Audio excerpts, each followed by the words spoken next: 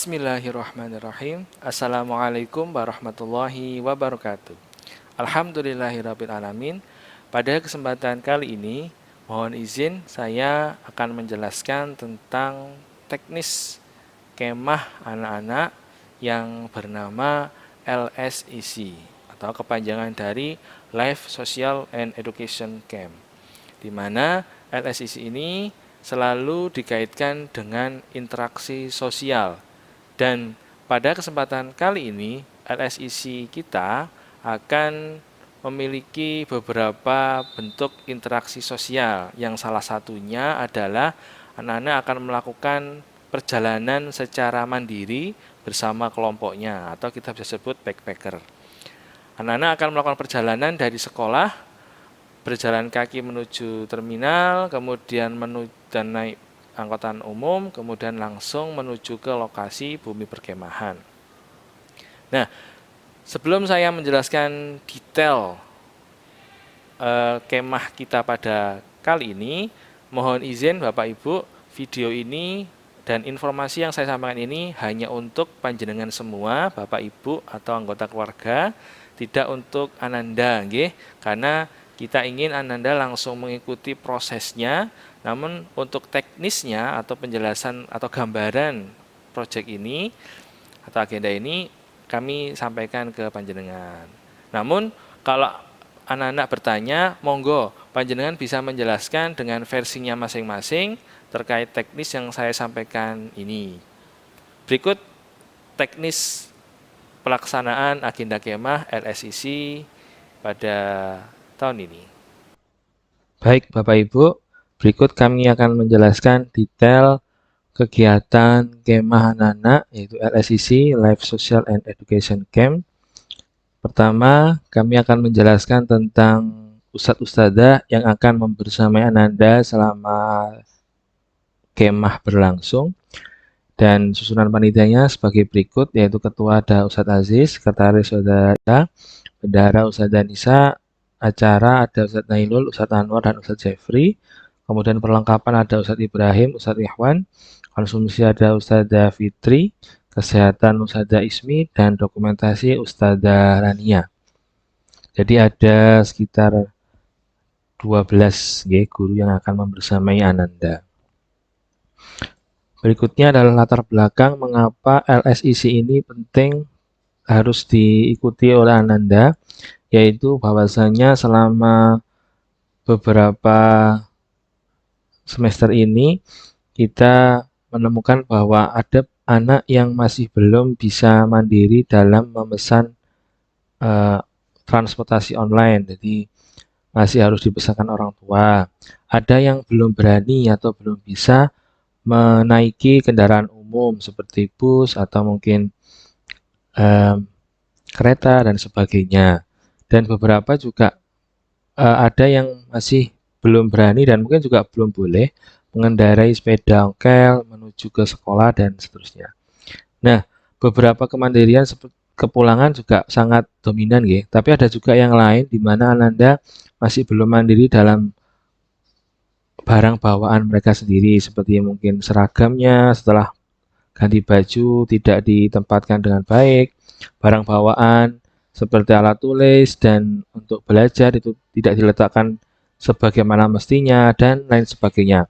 Jadi kemandirian serta kepekaan Ananda ini dirasa masih belum sangat tinggi, ya. Maka kita perlu sekali untuk menguatkan Ananda dalam kemandiriannya, khususnya dalam beribadah, karena memang hal ini penting menyangkut diri mereka sendiri.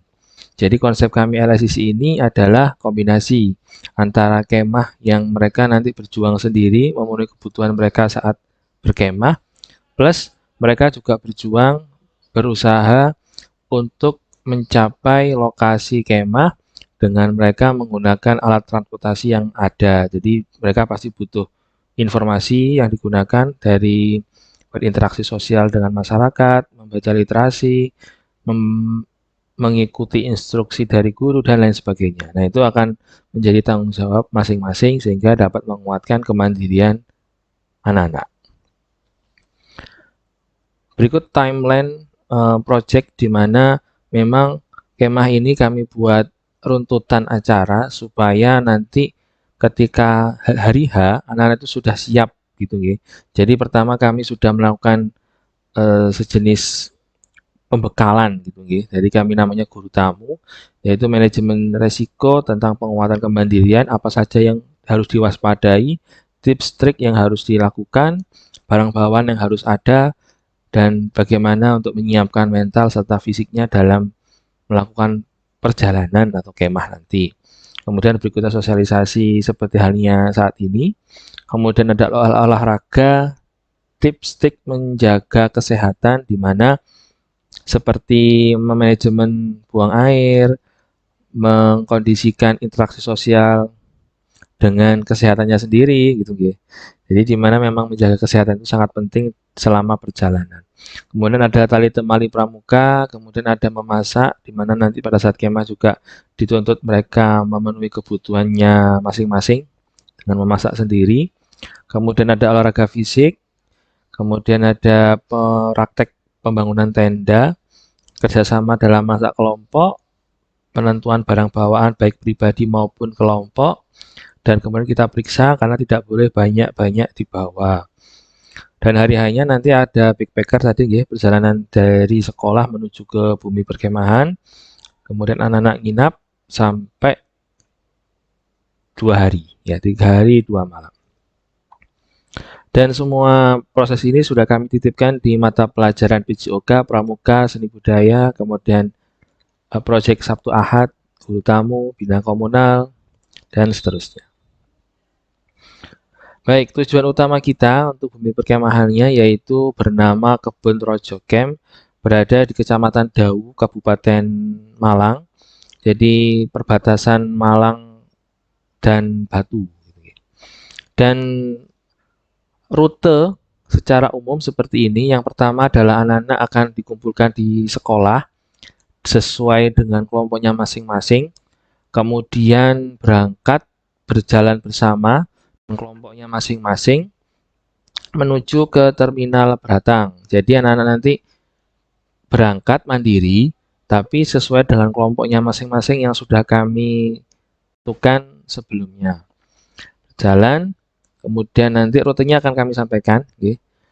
Selama perjalanan nanti akan ada guru, yaitu ada Ustadzah Nisa, namun bukan sebagai pendamping pengarah atau pengaman, hanya sebagai intel gitu, okay. Pendamping bayangan. Jikalau ada yang kesasar atau sedang sakit atau ada hal-hal tidak terduga. Namun untuk interaksi sosial dengan masyarakat, kami tidak membantu. Dalam arti kita cuma mengamati saja. Dari perjalanan tadi sudah dibersamai Ustadzah Nisa sampai terminal Beratang, nanti ada Ustadz Agus, di mana nanti beliau sebagai pemantau di terminal Beratang. Kemudian anak-anak naik bus di terminal Beratang menuju ke terminal Bungurasih atau terminal Purabaya. Ini bisnya nggih, bis dari Beratang menuju nanti ke terminal Bungurasih atau terminal Purabaya. Di sana nanti akan ada ustadz-ustadz juga, cuman tidak sebagai pos, guys, sebagai bayangan saja memantau Ananda. Dari terminal Bungurasih, Ananda langsung menuju ke halte keberangkatan dan mencari bus yang mengarah ke Malang.